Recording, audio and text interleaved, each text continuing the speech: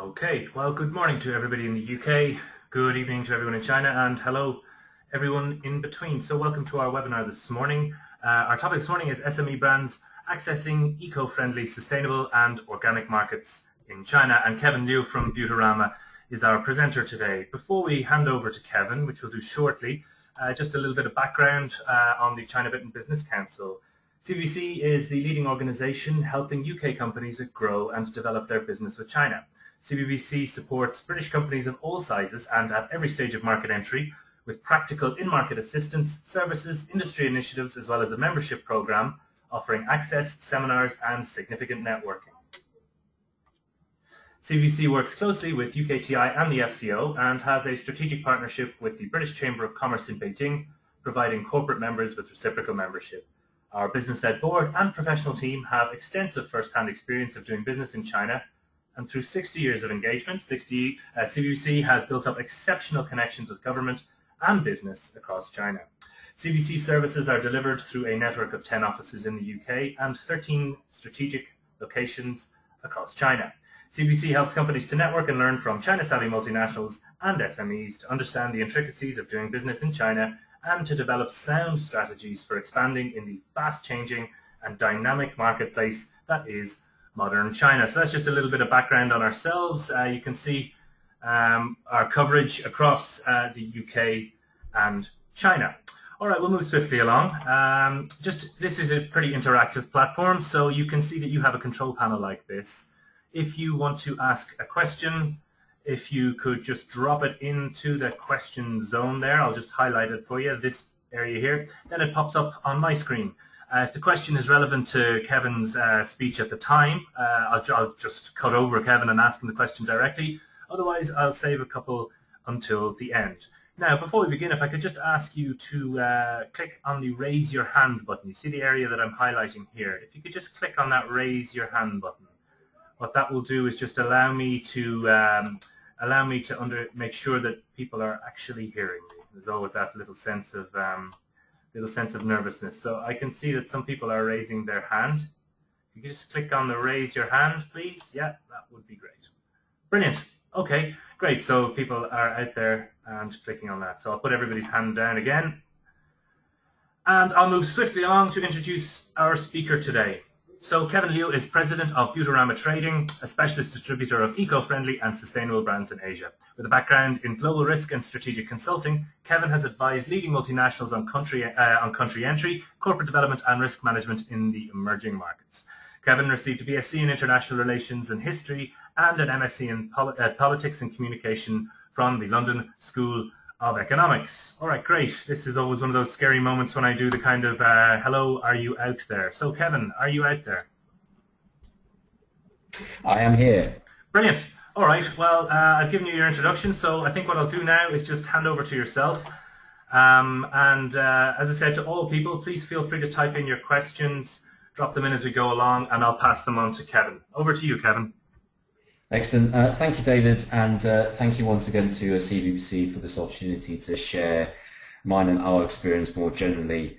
I've spent much of my life living and working in China, including a most recent stint just after the Olympics for about 3 years. There were various things that really kind of necessitated me to leave, and a big part of that was the unrelenting Beijing smog, which really undermined my health, and I think many of the other local residents and also foreign expats working there. And it was really one of the first kind of motivations behind going into the natural, eco-friendly or organic market, which all fall into that broader sustainability space. But it was very quickly apparent to myself and many people who were going into that market at the time that there were many challenges that the Chinese market overall presented. And as my bio suggested, I've spent quite a number of years advising leading multinationals on going into China, and many of those were at the time going into the pharmaceutical space, food and drug, and the consumer goods space more generally. But it was only until I started doing business of my own I just realized exactly how challenging going into China could be. The next slide, please, David.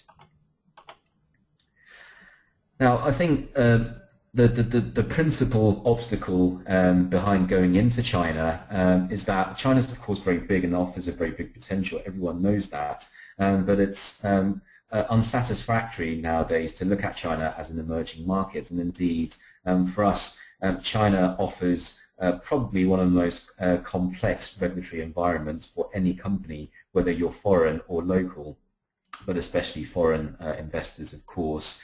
There are many structural issues that have prohibited good foreign brands from going into China, and those figures on the slide here really tell the story. From a regulatory standpoint, particularly when you look at the tariff regime governing imports on consumer products, skincare, hair care come in at a whopping 150% in terms of import duties. Toiletries, candles, even baby clothes go as high as 130%, and the commercial detergent or retail detergent space that Beautyrama is in range from 30 to 80%. So you're looking at very, very significant costs even before you enter. Taxes-wise, pretty much all consumer goods imports have to be levied with a VAT of 17%, and that again just adds to the costs. From a regulatory standpoint, China's often been ranked as one of the most heavily regulated markets in the world, really often just behind India and to a certain extent Russia. And this is accompanied by very powerful regulators that govern all forms of the Chinese market. And the one that we would come across in this particular market, which pretty much is relevant to all consumer goods going into China, is the General Administration of Quality Supervision, Inspection and Quarantine. A bit of a mouthful, but certainly one name that is worth remembering. I think that's AXIC for everybody else. Isn't that the quick way of remembering? When it comes to absolutely, yes. Yeah. AQSIQ, it's an important part of business for anyone dealing with China in this industry. I've had a quick question in. I don't want to cut across you too quickly there, but you know, judging by all of what you said about the challenges and difficulties, when would one person's just asked me, when would you advise a brand not to try China or try Asia? Not to try China. Yeah. Well, I think you've got to have enough finances to support any market entry going in. And as the intro to the seminar said, you do have to have patience, but you know, quite frankly, for SMEs or for big multinationals alike, you can only have as much patience as you can afford. You know, so I would tend to say you just need to have enough financing to go in. And the third point on this slide gives you an indication as to how much you really need. When it comes to licensing, and licensing is pretty much required for all consumer products going in, but just at varying degrees of complexity and also expenditure. For anything that touches the skin, pretty much, you need to be, first of all, certified by the overall regulator, and then by the Chinese Ministry of Health. Licensing can be, by our estimate and in our experience, anything from £3,000 to £5,000 per SKU. Now, per SKU means that specific size of the product, design, ingredients. If you change a tiny bit of lettering, font, color on the overall packaging, and obviously if you change the ingredients or the name, you need to apply for the licenses all over again. So it's a very expensive process. The licenses themselves are generally renewable after 3 to 5 years, with again another cost involved in the renewal process. For food and for organic food, it's slightly cheaper by about 20 to 30%, but you still have to go through all of those same processes. So I think all of these figures just tell the story of why only major multinationals are going into China or can afford to go into China at the moment. It's a very difficult playing ground for SMEs, and it's also one that requires a lot of detailed understanding before you go. Next slide, please.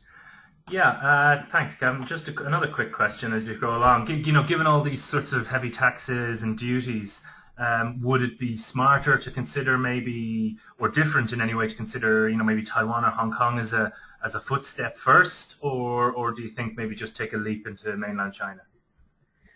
Yeah, no, good question. And just speaking out of our own experience, we operate in Hong Kong and in Taiwan. We've often found Hong Kong to be a very easy place to do business, of course, but it's also very competitive because anything can go in pretty much. Zero taxes, zero import tariffs and duties and so on. Taiwan tends to offer a slightly more accurate reflection of how the Chinese market on the mainland could respond to a new product or brand. Slightly more similar buying behavior, higher barriers to entry, but definitely nowhere near Chinese levels. And it's just an easier place really to test the market without actually going into mainland China. And certainly, if your company or if your business model doesn't involve importing finished goods into any of those markets, and there's a bit of reprocessing or even repackaging locally, you could consider Taiwan or Hong Kong to be a viable import channel to go into the mainland market, and particularly over the next few years as various cross-strait agreements are finalized in terms of trade and investment, CEPA in terms of Hong Kong and China, and then also the various trade agreements between Taiwan and China. Lovely, thanks for that. Thanks for that. Just as you move on to this slide, there's a lot of data on this, Kevin, so it might be small on some people's screens, so just be careful to explain clearly the numbers, etc. Yeah, we'll do. This is a very simple slide, really. I use the World Bank Doing Business report quite a lot. I think it's getting more accurate. I think it's not as heavily politicized as some of the others. And it simply tells a good overall picture as to how countries rank vis-a-vis each other in terms of ease of doing business. As you can see highlighted just about in the red tint there, China comes in at number 96, which is a very modest 3-place improvement on 2013. But in terms of the overall ranking, it is still behind the likes of Russia. And that just tells the story of why China remains a difficult market to do business in. The one on the right-hand side, I think, is as a result of an overall World Bank effort to try and look into sub-national indices and rankings. And they've done this for the Chinese market, which is absolutely necessary, of course. I'll come back to this slightly later on, but it gives a very good overall picture as to why you shouldn't just focus on some of the tier 1 megacities, the Beijing, Shanghai, Guangzhou, and so on, and why it might be, in fact, easier to go into some of these slightly smaller cities that are easier to go into, more hospitable investment environments, and probably an easier place to build up your local network. Next slide, please.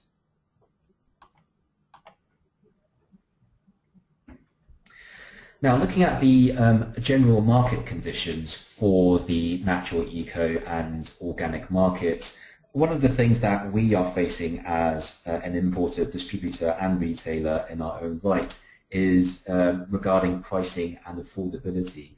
Of course, imported products have always been able to command premium pricing. They can probably continue to do that, judging by all of the fantastic foreign brands that are doing really well and somewhat reliant on Chinese growth as part of their overall revenue. Higher wages in the urban areas in particular, and a general expansion of the urban middle class have contributed to increasing disposable income for sure, but it's worth remembering that living costs are also increasing very, very rapidly. In fact, Beijing, Shanghai, and quite a few other Chinese cities are now catching up in terms of living costs with some of the big global metropolises. They easily rank amongst the top 30 or top 25 most expensive cities to live in. And when it comes to selecting consumer goods, quite frankly, organic products still don't command the same type of customer loyalty as, say Burberry would, or that piece of fur that you put around your neck. So there's a certain risk in terms of pricing there. And from our point of view, and we don't want to be kind of preaching here, but we also believe that there's an ethical issue here regarding pricing, simply because at this moment there are an increasing number of retailers going into the organic space, both foreign and Chinese, but everything comes at a very, very high cost. There's a company that is very similar to Abel & Cole in the UK, for instance, that does organic vegetable and fruit deliveries in Beijing and Shanghai. A weekly box, the starting price could easily be as high as 14 or 15 pounds, which is in fact higher than I think Abel & Cole, or at least that's the last time I checked my Abel & Cole bill. And a melon could be as expensive as £6 per melon. So again, you're looking at products that are expensive by most accounts and for most people. But in any case, going back to the issue regarding distribution and channels more specifically, it depends on how you look at it. From our point of view, there is a growing number, objectively speaking, of very specialist supermarkets and online stores. They're very similar to the likes of Whole Foods or to a certain extent Waitrose if you're looking at more premium retail shopping. But looking at the overall Chinese picture, most of these retailers still cover the big Chinese cities. They only deliver to the big Chinese cities. So in actual fact, by our estimates, this is a very, very niche market by overall productivity and by overall revenue. We believe it's roughly about 5% of overall retail and probably nothing more than that over the next few years. And supermarkets around the world, I think, behave in very similar ways, and domestic and foreign brand owners are likely to face very, very tough negotiators and buyers wherever they go and whenever they come across Chinese supermarkets. And for SMEs in particular, you're looking at very high entry costs.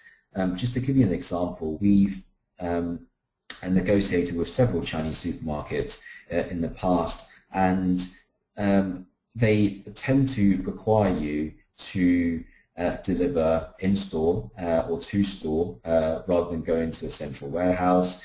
And most Chinese supermarkets operate on the basis of scale, and by scale that means around 8,000 stores across China. So immediately, you have to get your product into China first, get your supply chain sorted out, and face an 8,000 store logistics issue. So that's not easy. And just going on to e-commerce, and in particular mobile commerce, this is definitely an area that I think foreign companies can make a lot of use of. It is now increasingly inexpensive to sell and operate from even within the UK.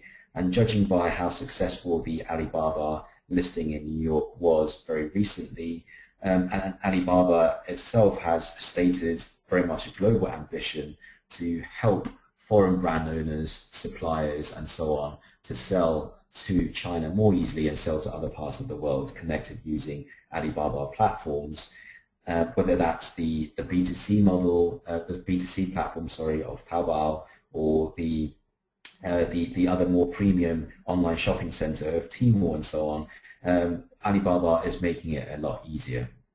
And similarly, lots of Chinese platform operators are investing very heavily into mobile commerce. Just from our own experience, mobile commerce accounts for easily 20% of all of our online sales so far in 2014, and a lot of that coming from places where you would imagine that don't have the physical retail choices on the ground, and hence they have to really rely on online solutions. And so that for us has been a very big contributor of revenue, and that's very likely to increase going forward. But yet again, we believe at least that it is very, very difficult to scale up your business without actually being in China. And being in China comes with all of the problems that and challenges that we've just mentioned. Next slide, please. Kevin, I know this is a pretty open-ended The question. next slide. Kevin, I know this is a pretty open-ended question before we move on, but would you recommend, I mean, say you're a company with limited resources and you have a product and you want to enter the China market, are you safer to kind of tiptoe in on the online world a bit, or are you better to try and, get a presence on the ground, or do the same do both at the same time, or what would you recommend in that area? I think, yes, I mean, it depends on how limited your resources are. I definitely recommend the tiptoeing approach, and we tiptoed for many months, if not years, before actually going into China proper. Going back to the issue around e-commerce and why that is very positive for new entrants into the Chinese market, you are able to send packages into China without incurring any import duties or customs inspections, as long as the declared goods value less than $30 US.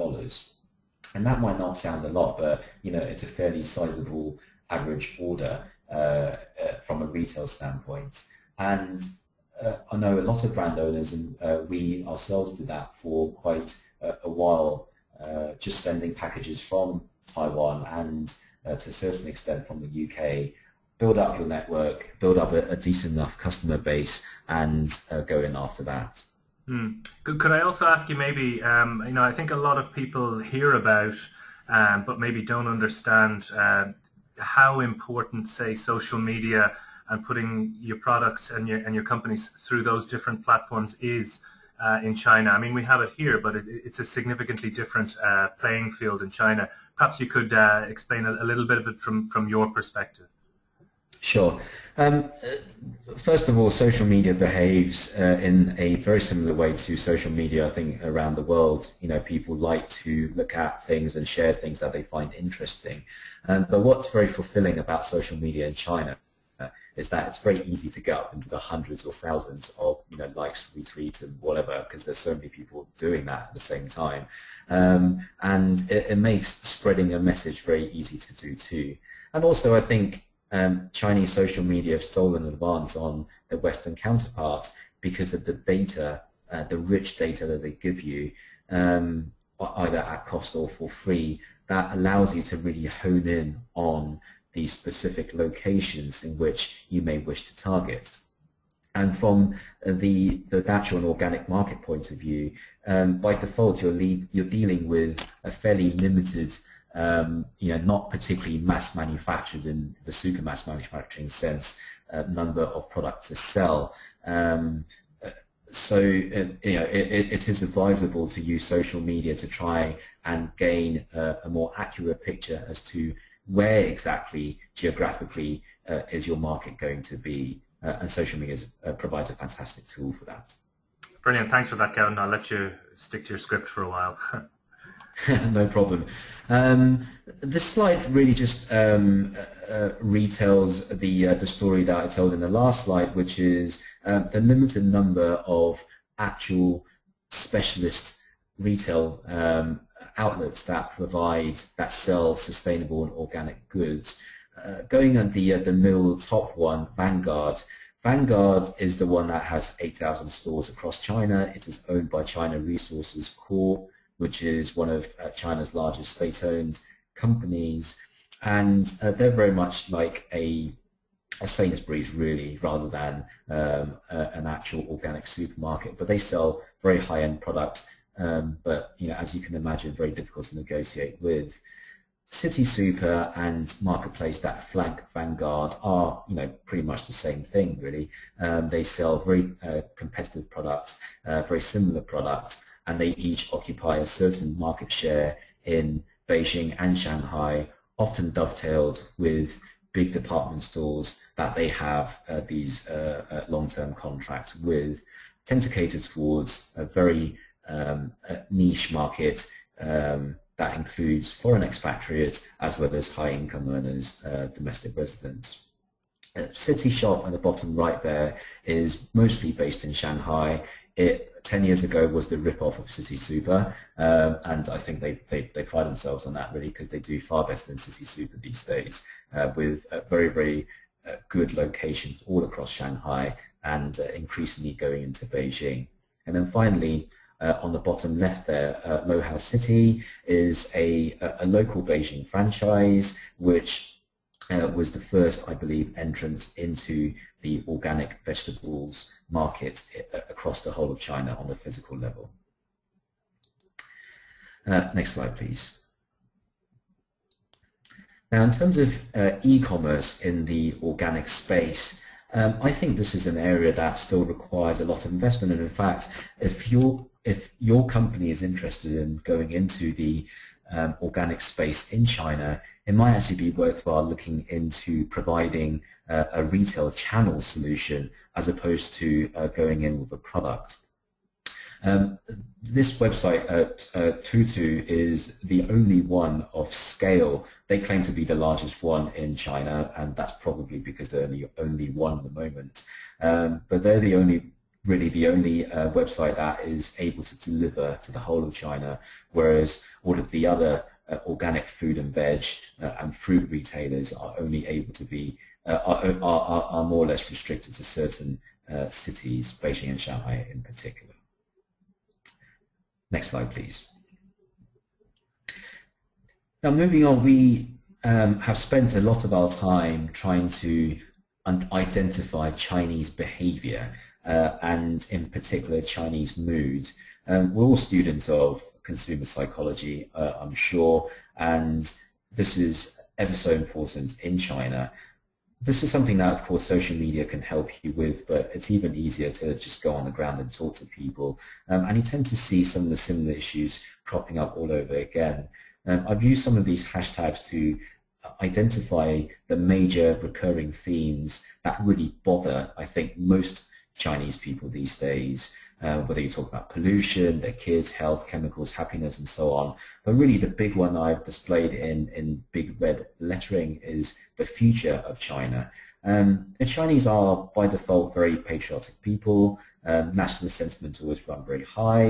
You know, they do complain about China, living there, working there, growing up there, and so on. But they all, you know, quite fundamentally, I believe, care about creating a better China.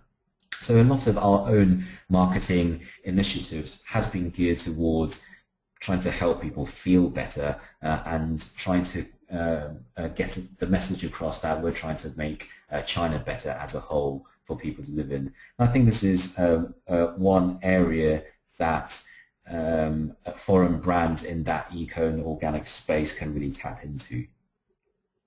Next slide, please.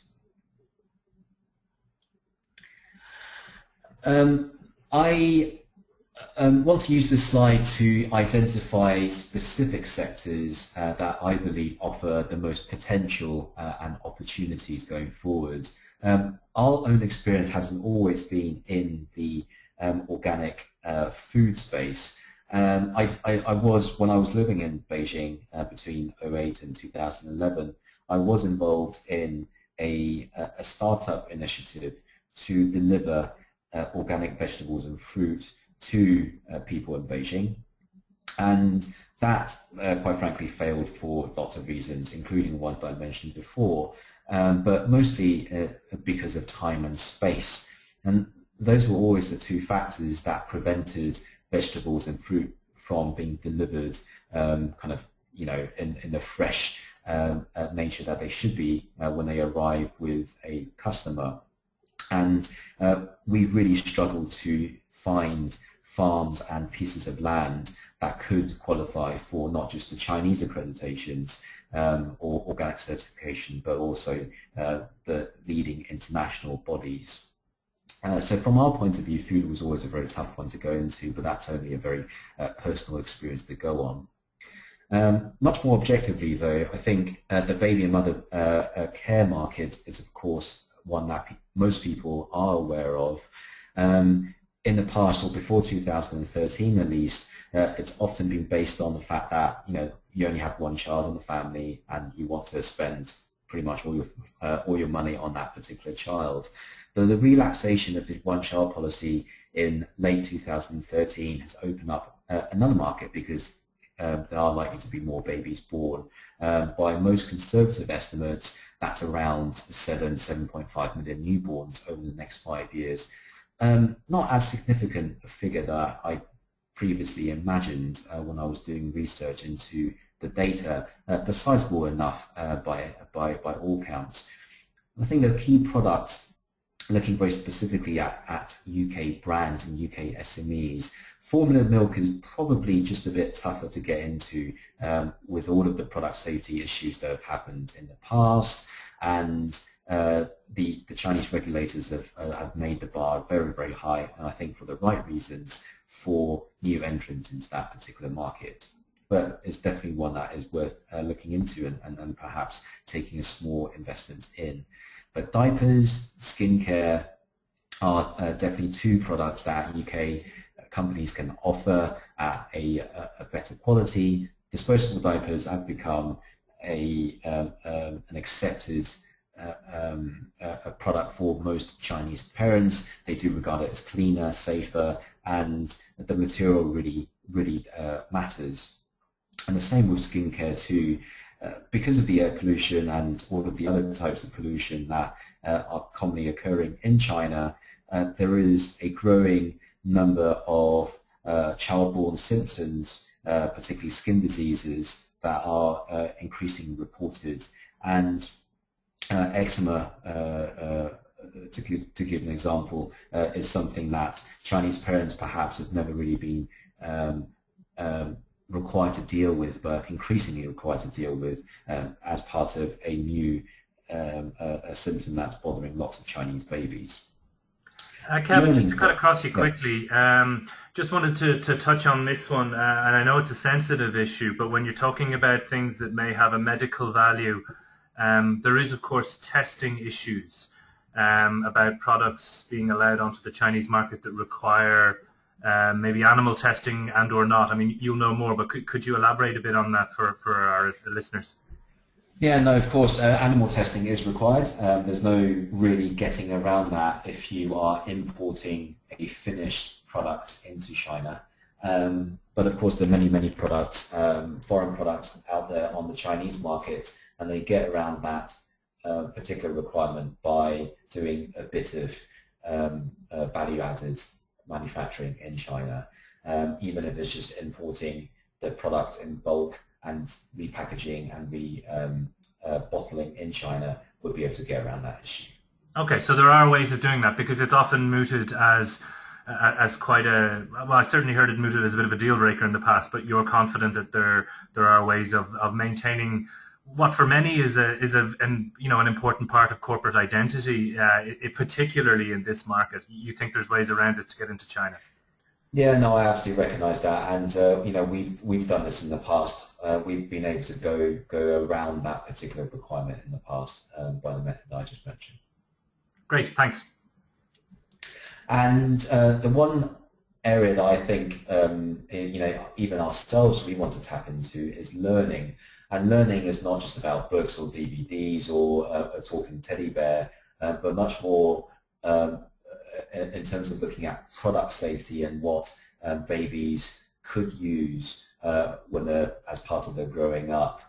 Pens, for instance, crayons, paint, or anything that a child might put into his or her mouth is I believe, a very significant opportunity for foreign brand owners. The one that perhaps isn't as carefully looked into as, say, the care market is home decor and furnishing. We are monitoring Chinese interior design trends very closely, partly because that helps us in terms of identifying consumer psychology and consumer behavior trends, but we are sensing that Chinese households, and particularly the young, those aged between 25 and 35 who have just started earning an income, are much more willing to express themselves. And I'm not really talking about this in the political sense, although that does play a role in that, but more in terms of just trying to break away from the very standardized, very benchmarked approach to Chinese homes and how and how they should look like and why they should look like that. And certainly, if you even look at Chinese wallpaper sales or Chinese cushion sales, they've exploded exponentially because of that. And we do see the young Chinese, the urban Chinese, moving away from a very minimalist approach to a slightly more flamboyant celebration of life, really. That's how we like to call it. And the product picture on the right-hand side is one that we currently carry in Asia called Victoria Eggs. And something like this was not seen very widely in China a few years ago, but very much in demand right now because of what I just said. Bed linen is one that I think offers a great potential. The quality of Chinese cotton really varies wherever you go. It's often the case that good quality linen gets exported and the slightly, excuse my language, crappier ones stay at home, a bit like Colombian coffee really. And that tends to be the case when you look at textiles manufacturing in China more broadly. So that's certainly one area that I would recommend people look at. Next slide, please. So if we were to provide, and we, I think, have some experience in this sector, but we're by no means a kind of a mega success story in our own right. But if we were to recommend approaches and China's strategy, there are three that we would really highlight here.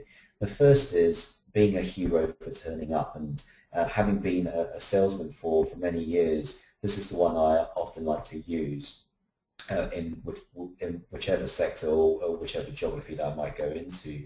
And the key message is, don't just focus on the tier 1 cities, which now includes Beijing, Shanghai, Guangzhou, and I missed one out called Chongqing. These are the big, mega, 10 million plus cities, because they're more than sufficient big cities for you to go into that probably you haven't heard of. This goes back to the World Bank subnational ranking, whereby the top 5, I think, cities that are ranked as the easiest place to do business in China are all not those tier 1 cities. The one that came top in 2014, for instance, Hangzhou, is home to Alibaba. And it was a very shrewd, bold move by Jack Ma to move over to Hangzhou, I think, 10 or 15 years ago. And it's always proven to be a very hospitable, very welcoming environment for foreign and domestic investors alike. There's 17 cities at the moment with 5 million plus population. That's quite a lot of people and quite a lot of cities, and 144 cities with 1 million plus population. So the simple story is there's plenty of markets, new markets for you to go into, and you don't always have to compete in the most competitive cities.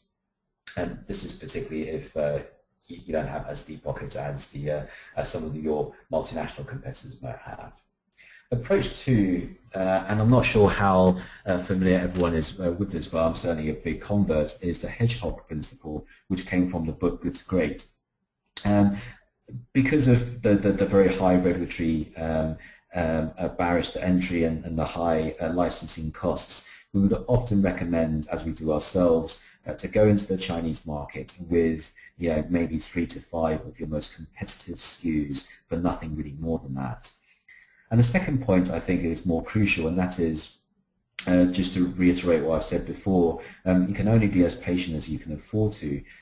So do implement a fairly short failure cycle of, we would say, between 6 to 12 months at a maximum. Some products that don't work, and I think Chinese customers generally would tell you if your products don't work in a very blunt way, so you get the message fairly quickly. And approach 3 is perhaps the more obvious but sensible one, which is to create local partnerships. If you do want to establish meaningful business in China, then for sure try and identify, work with an experienced distributor rather than just an importer and agent who gets your product across the port but just dumps in their warehouse for you to worry about later. And also try to be realistic when it comes to managing you or your management China expectations. I once had a run-in with a supplier, just to be kind of slightly controversial here. The supplier should of course remain nameless, who once asked us to make an order of at least £1 million in year one, which is equivalent of 10% of the total revenue. And that for us was extraordinary. China for sure has that potential, but certainly not in year one, and certainly when you have all these regulatory hurdles to go through when you make your market entry. So I think expectations have to be managed in a sensible and prudent way. And for those who are looking at managing their export risks, we would always recommend people trade on export terms or FOB terms rather than any other financial terms or transactional terms, simply because that just reduces all of your financial as well as legal liabilities, which are often much more important. Next slide, please. I want to spend the last few minutes talking about our experience much more specifically. We've already introduced that we are a distributor and also a retailer in the 4 markets in which we operate: China, Taiwan, Hong Kong, and Singapore. We represent 14 brands from roughly 7 or 8 countries from all over the world, but the bulk of these brands are British, and our portfolio is fairly wide, as you can see on that slide. But the crucial fact is that only 4 of those brands are currently sold in China. Only one of our toiletries brand has passed all those regulatory approvals and processes. Thank God, really. We've spent a lot of money and quite a few years making that happen. But none of the other brands at the moment are really that ready to go into China.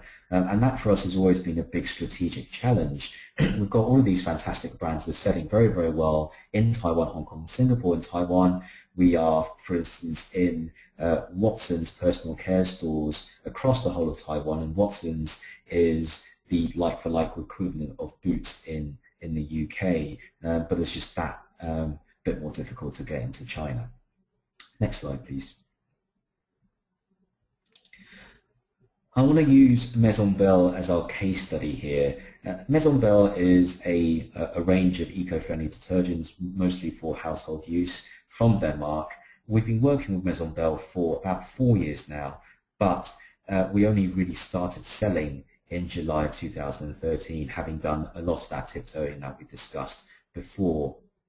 Now, our formal entry was in conjunction with a fairly large online retailer that specializes in B2C cosmetic and kind of household consumer goods sales, which really didn't quite work out at the time for various reasons that I'll mention later on. But the real breakthrough for us was Taobao. And Taobao was fantastic for all sorts of reasons, not least because it's virtually free to maintain and use. They take a very, very small fee. You can negotiate this, but it's usually between 3 to 5%, even after you've done all of the online transactions through Alibaba's own payment system called Alipay. So you're shaving off 3 to 5% of your total sales, which is really small in comparison to many of the other channels that you may have to confront. We then subsequently built these department store concessions in the bigger cities as well as the tier 2 cities, Guangzhou and Wuhan, to give an example. But we've built concessions in the past in Shanghai which just didn't work out. And that, for me, goes back to the point about being a hero for turning up. We were just not a hero in Shanghai, but we were certainly a hero in places like Wuhan. And that for sure is the case for our stockist up in Manchuli. Now, Manchuli was Genghis Khan's playing ground about 400 years or 600 years ago, get my history right. It is one of the farthest, most remote places in China in the Mongolia and Russian border. But it's also the only sizable, meaningful town within a 300-kilometer radius. And we happen to be selling Maison Belle, as well as our British children's toiletries products at that particular location, and they're doing fantastically well, and in fact better than our concessions in Guangzhou. And that for us is a very good, useful case study to look at where you should be in and maybe identifying opportunities that you might not think about. The great thing, I think, when it comes to online retailing in China is that Chinese consumers, we find, are fairly easily incentivized by discounts or by freebies, and we tend to secure an average transaction size of between 30 to 40 pounds. And if you consider that a bottle of Maison Belle, for instance, is between 7 to 10 pounds, that's quite a few number of bottles in one go. And that for us has always been a key area that we want to maintain. We definitely don't want retail transaction sizes to fall below that £30 threshold.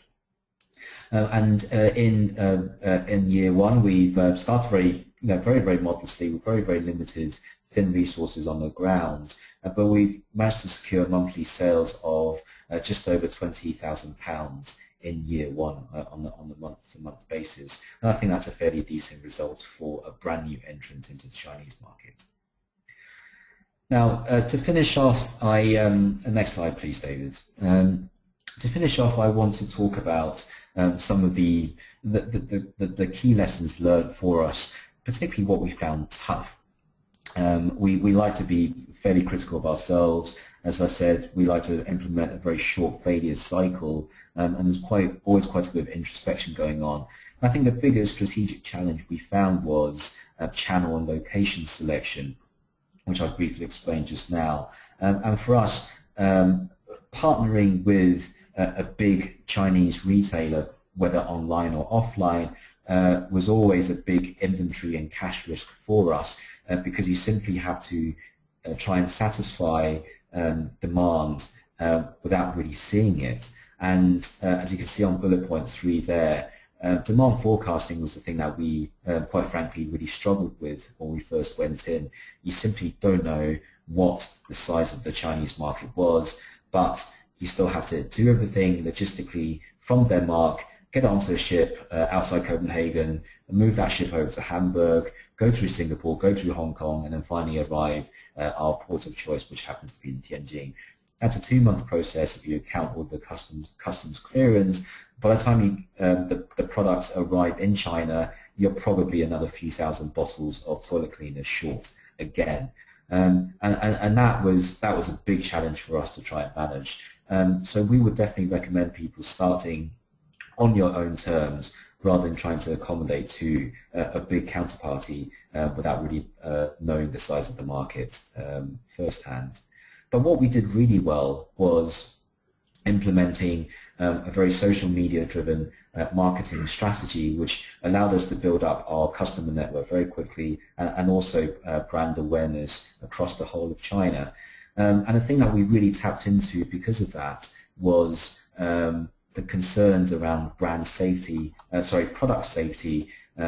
not just milk, but also everything from soy sauce to the chicken being used in KFC and so on and so forth. And we've really opened up as a brand owner or the representatives of foreign brands by trying to help customers analyze, assess the ingredients used in our products, the actual degree of eco-friendliness or organic kind of content contained in all of our products. And I think Chinese customers have really responded to that. This we borrowed from many NGOs and many organizations in the UK and also in the United States that have done exactly the same thing, and we've achieved very strong results as a result. Anyway, I'll leave it there and open up for questions in the last 10 minutes. Is that okay, David? Yeah, fantastic. Thanks for that, Kevin. It's yeah, a really excellent overview. Plenty of bits and pieces coming in from people. I suppose the place to start, and this, I don't know, it's a perennial China issue, shall we say. Alan here is asking, what can you do to avoid, fraud and fake labels? I guess this strikes at the heart of IP. He has another follow question, but in terms of protecting your IP as a small brand in China, what would you suggest here? I would say keep your channels very, very clean when you're going in. We've in the past imported new brands into China and very quickly spread out our sales network and trying to generate as much new business as possible. And that was always the source of any IP violations. But with the likes of Maison Belle, for instance, you simply cannot find anyone who we haven't authorized to sell Maison Belle online. And I think that was quite an achievement for us. Fair enough. I mean, I would say from CBBC's perspective, always register your trademark, even if you're not in China, thinking about China. The IP laws are changing a lot, and it's moving away from a first-to-file system, but still that system prevails. If you're interested in knowing more, please check out our other webinars, because we do an awful lot on IP. We did one recently on trademarks and patents. Have a look, and I'll show you later on where to find that sort of information. But definitely register your trademark. You'll just end up in an awful mess at the other end if you don't. Another question here. I don't know if you want to name names, Kevin, but could you give us an example maybe of a couple of brands, maybe in your sector or the sector we're discussing here today, that got it wrong? Maybe a couple that got it right. I mean, you've given your case study, but maybe some other ones too. I won't name names, but we definitely we've definitely got a few wrong ourselves. It's not appropriate for me to talk about other brands. There was one particular British skincare brand which we introduced to the Chinese market fairly early on after I started the company, and we went in with too many products. And there were too many stories to be told. And as any marketer would tell you, storytelling is the most fundamental part of any marketing process. And it was just such a complex body of things to say. And a lot of things were either lost in translation or not applicable to what China really wanted at the time. And we also gave ourselves far too much inventory risk and cash risk as a result of introducing all of the 33 SKUs under that particular brand. Fair enough. Another question here. I'm bouncing around a little on topics, but I think this is an important one, but both culturally and also in terms of customs and admin. Packaging. So in terms of labeling and translations and all of that kind of stuff, perhaps you could quickly go on. Firstly, the labeling, and then secondly, do you need to do ornate packaging or simple packaging enough? And this is actually critically important. It was also listed on my last slide as something that we found very tough. Localization requirements. Labeling laws are always changing in China, and that's very, very annoying. We print new labels all the time. We find it very difficult to manage things coming out of the manufacturing source in terms of batch codes and dates, and in actual fact, batch codes are not accepted in China, so you always have to put a date on the label. Now, when you're dealing with products that have an expiration date or a valid period of 2 to 3 years, particularly in food, and it takes about 2 or 3 months to ship, then you're dealing with a fairly short shelf life to begin with, and the regulators do come down on you very hard because of that. We found all sorts of department stores and other supermarkets and other channels that require different types of labeling from their own experience, and this is all part of the negotiation really, and there isn't a simple solution around that. But in terms of packaging, we do find lots of Chinese customers, and I'm going to sound really kind of patronizing here, but I'll risk it. We do find people kind of having this reluctance to read, and we've produced all sorts of labels, some fairly simple and some very, very complicated, and none of those really seem to work. But as soon as you create these little infographics or any graphical illustration of how things should be used, people respond to that straight away. So maybe that's a good way for foreign brand owners to go forward. Interesting. Okay, excellent. Thanks. Final question. I think we'll probably wrap it up after this one. Seasonality. So in terms of launching brands, are there any particular times of the year for your industry that you would recommend? Yeah, China, and it depends on the different Chinese markets. Particularly if you're doing it on the online space, this whole 11/11 thing, the Singles Day thing, was a complete kind of new fabrication from Taiwan that just took off last year, and it's going to be repeated again this year, and we certainly will get involved in that.